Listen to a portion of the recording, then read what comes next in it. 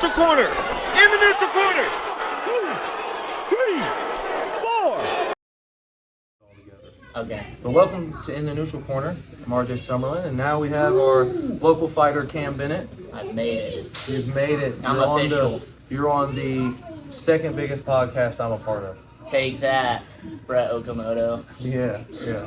So, man, I've been wanting to have you on. I've been trying to do this podcast thing to focus on local MMA stuff, and I want to do like, kind of like focus on the local thing because everybody does all the big stuff, and so you just, you took a layoff before your last fight, and, how long was that? I took off a year and a month, or a year and 2 months, and it was just really like taking time off. I graduated college after my fight in December, and with that then comes, hey, you gotta be like an adult and like do adult things.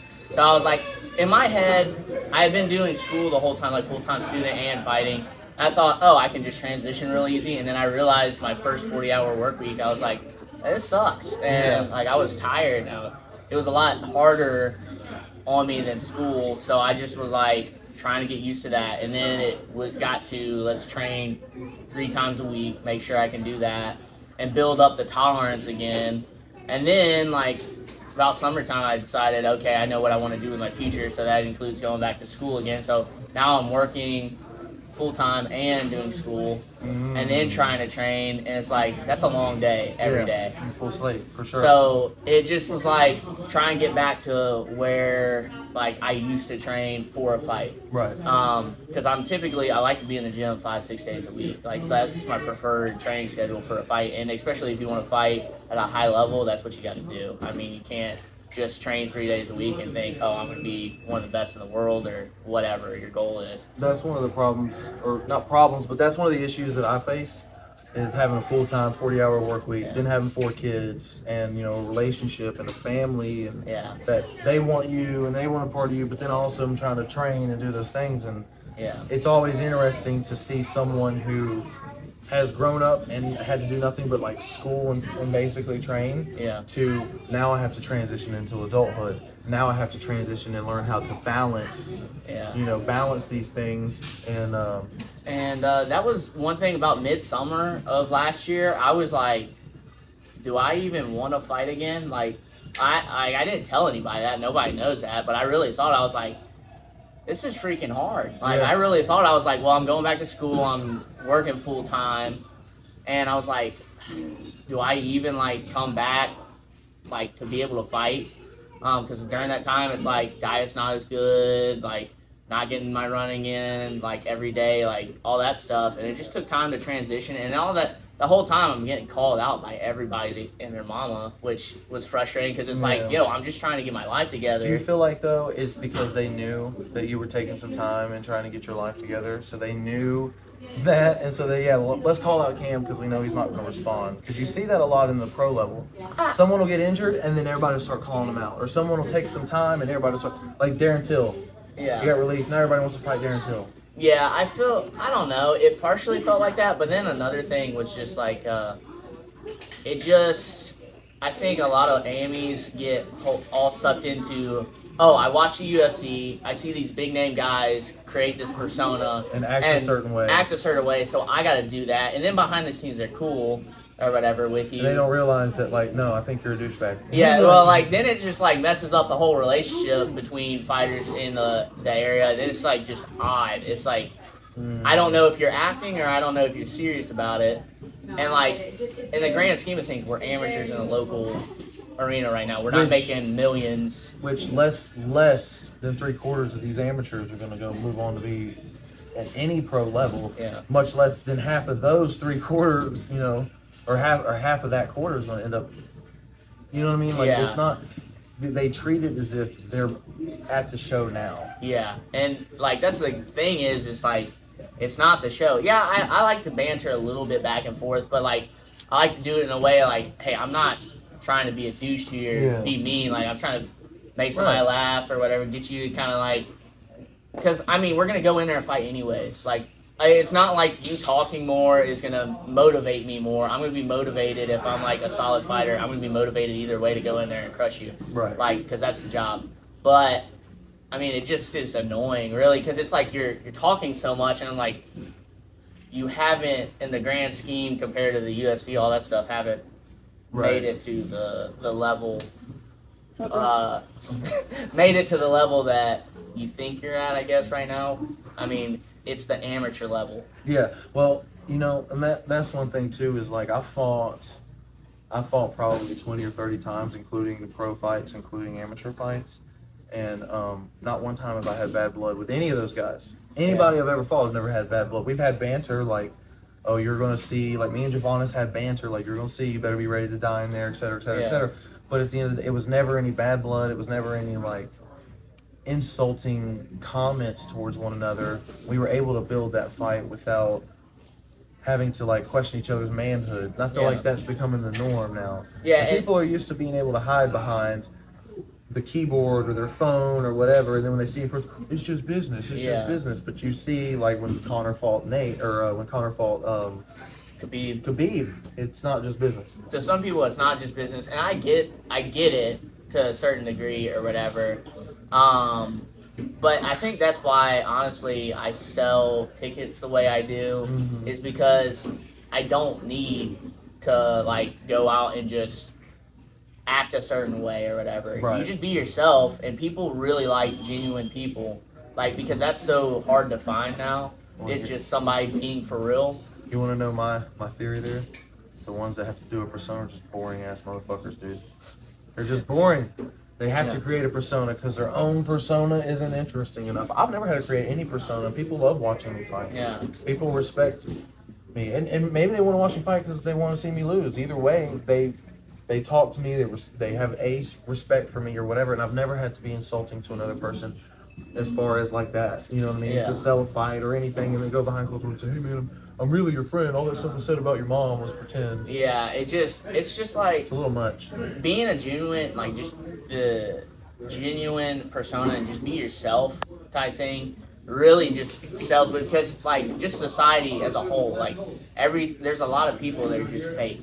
Yes. I mean, it's hard to find a real true friend. That's why when people find friends and they're that person you're willing to jump in a foxhole with when times get hard, like, and they got your back and you know that, you stick with that person. Yeah. I mean, it's the same thing with, like, fighting. Like, it sells so much because everybody saw what Conor did and Colby Covington does. Like, I mean, they talk such a huge game, and it was like, I mean, Conor's come up with the talking and all that stuff was insane. Like, that was nothing like we've seen before. Chael did it first. Well, yeah. But Conor, granted, Conor was but successful. took it to another level. He was successful with his trash talk. Yeah. He actually won championships. Yeah, so it took it to a new level. Right. And even Chael's trash talk, like, sometimes it felt like more pro wrestling talk, and then when Conor says it, it's like, oh, this guy really, truly, like, believes what he's saying. Yeah. And then everybody saw that and just was like, oh, I gotta be like that. It's like, dude, just be yourself. Or the reason it worked for different. him, is because no one had seen it like that before, so it was a genuine thing at first. Like, everybody thought Conor was genuinely that way. So then when they see these things and they're like, oh, well, that must be it. No, that's just, he came up with a persona. I'll give him that. But he was the first to do it like that. Yeah. And everybody's just a carbon copy. Let me just copy. Yeah. And, yeah, I mean, you work in an office? I work in physical therapy, so it's like a you make semi-office. You make copies? I make copies of You ever stuff. make a copy of a copy of a copy? It One gets time. darker and darker and darker and harder to read and harder to read and harder to read. And it's the same thing. When you copy something so much, there's only so much. There's no, like, originality to it. And you gotta bring something fresh. You gotta bring something original. That's why I like John Jones, because I don't think he's fake. No. I think he's honest. I think he was a really dumb kid, made some really dumb mistakes, made some really, really dumb mistakes in his personal life, his relationship, and whatever else you want to say. But that's human and that's people, and he's owning up to it, and he's just like, hey, you know, this is who I am, this is how this went, and this is whatever. Yeah. And everybody wants to see him be something he's not. Everybody wants to see him be either the goody two-shoes he was trying to be when he first came in, or this villain, this heel he was against Daniel Cormier. You just saw not that you saw his true colors against Daniel, you just saw a different shade of color from him because he doesn't like that guy. Yeah. You know what I mean? And I think, well, with John Jones, and this is like veering off into a different like topic, but like I used to be a mega John Jones fan. Like watching Alexander Gustafsson, John Jones 1 got me into like watching MMA like officially. And then like, cause I watched that fight with my dad. I remember it was like we were chilling that day, and he was like, "Hey, there's this fight going on. John Jones is supposed to be like superstar type thing. You want to watch it?" And I was like, "Yeah, sure." So we watched it, and that was the greatest fight I've ever seen. And I still think it's one of the best fights in MMA.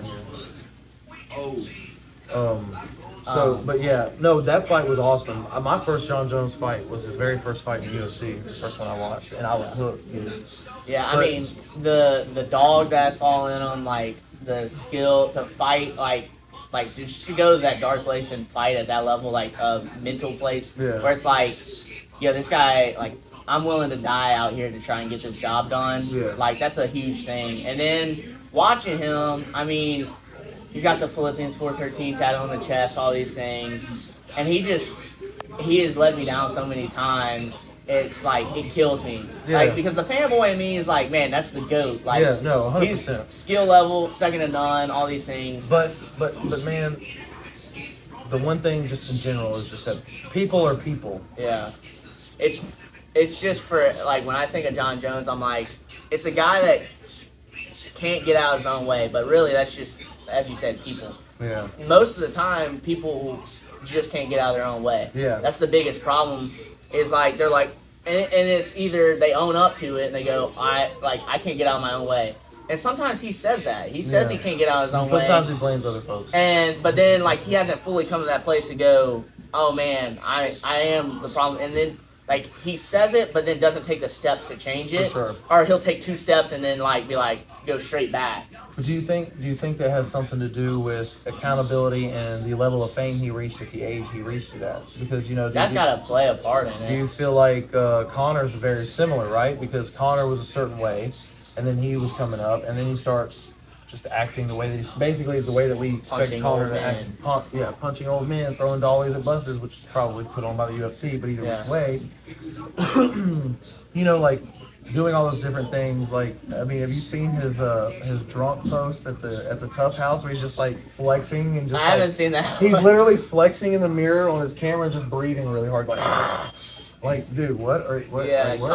Connor You have to be under the influence. Connor posts are insane. You have to be some level like insane to be at that level that they are. Yeah. Right. I mean, well, it's got to affect you. Like, if you don't have the people around you to like put you in the correct headspace, because like my dad and I talk about it all the time, is like the worst thing that could possibly happen to me isn't that I try and fail, it's that I try, succeed, and then I let that success just go straight to my head. And then like other people we know. Yeah, and I end up being an absolute wreck and like causing a wreck of my life, my friendships, my family, like, and not being the dad that I need to be at some point whenever I am a dad, when I'm a well, this circles me right back around to, a lot of people are like, well, if you want to be a fighter so bad, why do you just focus strictly on fighting and train all the time? And, I decided when I was younger, I decided to go ahead and go get a job, a full-time career, like a full-time trade that I'll be able to do for the rest of my life for the most part. And you did the same. You went and you got a job. You went to college. You went and got a degree. You went and got a job. You went and got a full-time job. Yeah. But almost not even as a fallback plan. Almost as like fighting your fallback plan, or like they're both like one's 1A and 1B. Yeah.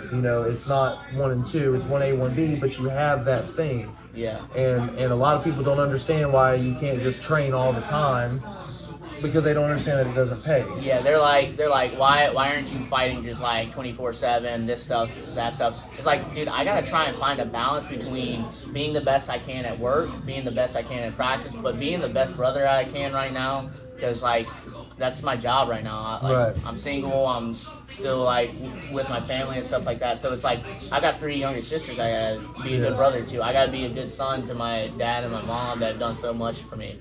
So it's like, I can't just like do nothing but train. And then that's also another thing. I'd be stupid to just put like all my eggs into one basket when I can do other things at a really high level. Because now here's the thing. All your eggs are in that basket, and you make it. But then that's only one step of the journey. Is to make it to the league, right? Yeah. One step of the journey is to make it there. Doesn't mean that you're set. How many guys have we known that have made it to their first world title fight in boxing, or their first NFL game, or their first MLB game, or their first UFC fight, and nothing else happens because they get to that level and they're content. There was a guy I went to high school with, Trent Richardson. Yeah. And he was a beast at Alabama, a legend at Alabama, running back. And then he got to the NFL and he couldn't do anything. Yeah. The game was too fast. Everything was too fast. Well, he made it, but where's he at now? He's, as far as my knowledge, I'm not throwing shade. These are just facts. He's still living in Pensacola, as far as I know. Yeah, with no money. And that's the thing also is, like, you got to be in this headspace. Like, I don't know. I guess mentality switches from other people, and some people got to think, oh, I'm going to be a world beater. I'm never going to get touched. Like they just have to, like, take this, like, mindset of, oh, I can't lose type thing. And my dad and I sit there and think, that's a weak mentality in my opinion. Like, that is a very weak mentality. But my dad and I talk a lot about mentality, stuff like that. My dad's my best friend. So we talk about all these things, and it's like we watch The Ultimate Fighter, and they give the usual spiel of, like, I've worked so hard, I'm dedicated, more dedicated than everybody here. Like, everybody at the house is literally pushing themselves to the max. Like, yeah, there's leagues of somebody may put in a little more time here, but everybody is, like, willing to push themselves to that level. So if you have this mindset of, like, oh, I can't be touched, blah, blah, blah, I'm not going to lose, there's no way I lose to this guy.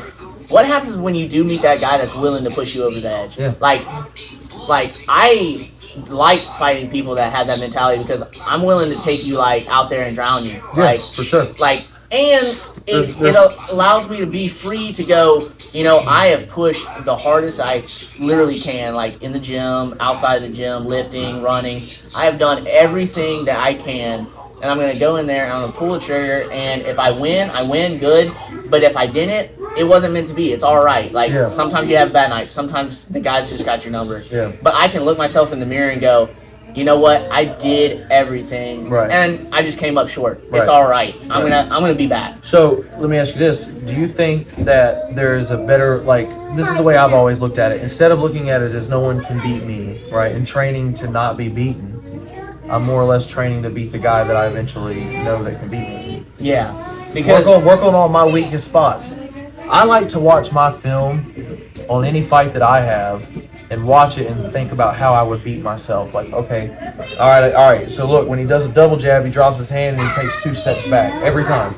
So how would I capitalize on that, on myself? Yeah. Train to beat me, because everybody's doing the same. Everybody's talking about, and I keep relating it because it's happening tonight, but the John Jones, Cyril Gane situation, but they're both studying tape.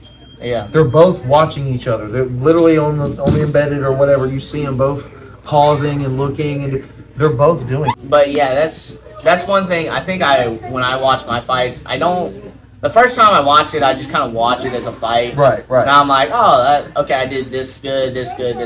But then anybody ever ask you, why are you so self-centered? You just keep watching your fight over and over again. It's like, I'm studying. My mom, I don't understand. Out of everybody, my mom probably is like, you're a little self-centered there. Like, she'll be like, you kind of need to be a little more humble or something like that. Yeah. Like, she can never like, sometimes I'm joking about it. She's like, wow, kind of prideful, huh? And I'm like, whatever. But you also got to have mom and you're like, doing that too. That's her job. Larry does that for me.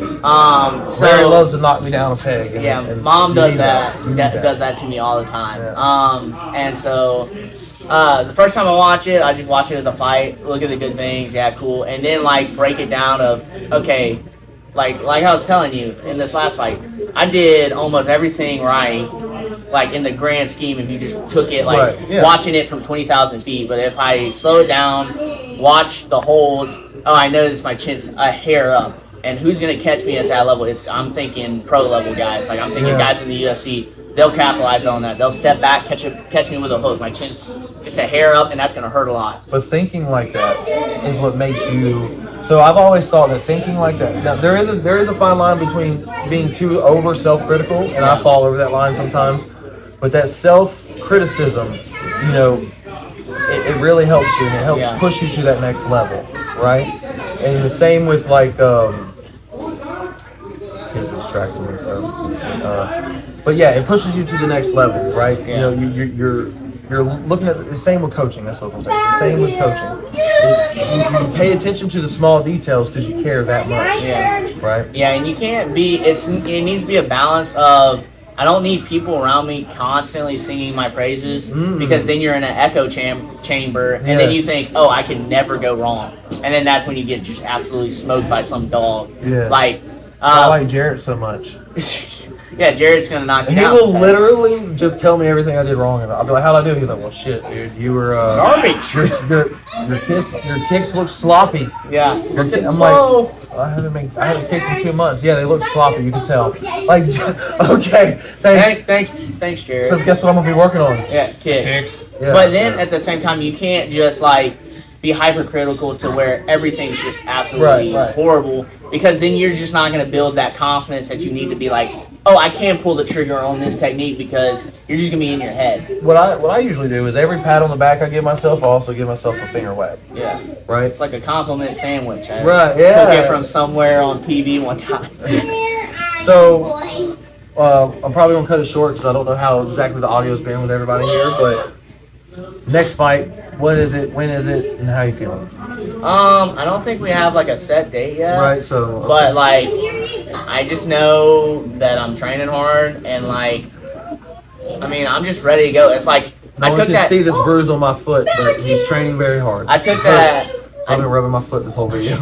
I took that year off, and now I'm back. I'm back to training how I used to train, like. And then just the mentality after the last fight, it's like I can tell something's switched, like just something's different. I can feel a difference, if I can be honest with you now. Yeah. I can feel a difference from now than before when we spar.